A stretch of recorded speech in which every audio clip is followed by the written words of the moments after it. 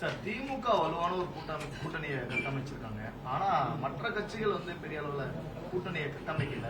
ஏன்னா கூட்டணி தான் பெரிய அளவுக்கு ஒரு பலமான தேர்தல் அமையும். இல்லை 2017 ஆர்கே நகர் இடைத்தேர்தலில் இதே கூட்டணி தான் இருந்துச்சு. அப்போ திமுக டெபாசிட்டே போணுச்சு.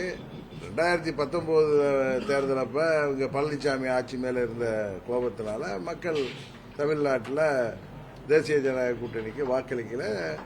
ஆனால் அவர்கள் மற்ற மாநிலங்கள் எல்லாம் எம்பி சீட்டுகளை பெற்று வெற்றி பெற்றார்கள். 21 தேர்தலையும் பழனிசாமிக்கு எதிரான மனநிலையில் வாக்குகள் திமுகவுக்கு ஆதரவாக கூட்டணிக்கு போணுச்சு. இப்போ 24 உங்களுக்கு தெரியும், பழனிசாமி வேண்டுமென்றே திமுகவிற்கு மறைமுகமாக உதவி செய்கின்ற பொருட்டே தன்னை காப்பாற்றிக் கொள்வதற்காக வழக்குகள் இரட்டை இலையை திமுகவுக்கு உதவி செய்கின்ற விதமாக தனியாக வேட்பாளர் போட்டு தேசிய ஜனநாயக கூட்டணி வெற்றியை பாதித்தார்.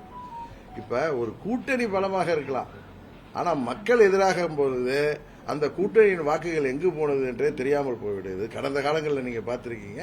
அதனால 1+1=2 என்பது தேர்தல் நேரத்தில் அந்த கணக்கு செல்லாது. நீங்க பார்க்க எங்கள் கூட்டணி பலப்படும்.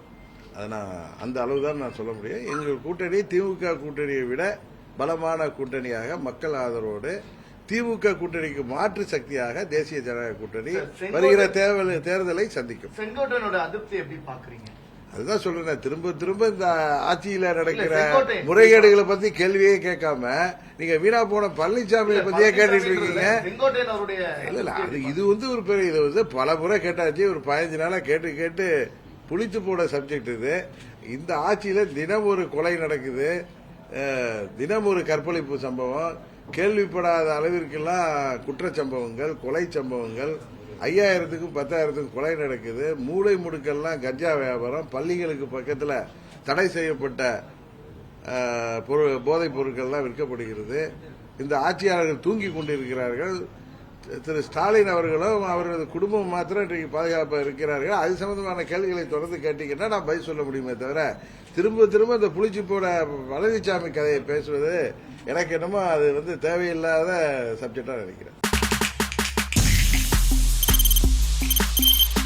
தவிர்க்க முடியாத தம்ப்நெயில்ஸ், கலக்கலான கண்டென்ட்ஸ், சினிமாவும் சீரியஸ் பிரச்சனைகளும், சும்மாவே ராம் சரண் தளபதி விஜய் எப்படா பெரிய கலகலப்பும் கைகலப்பும்.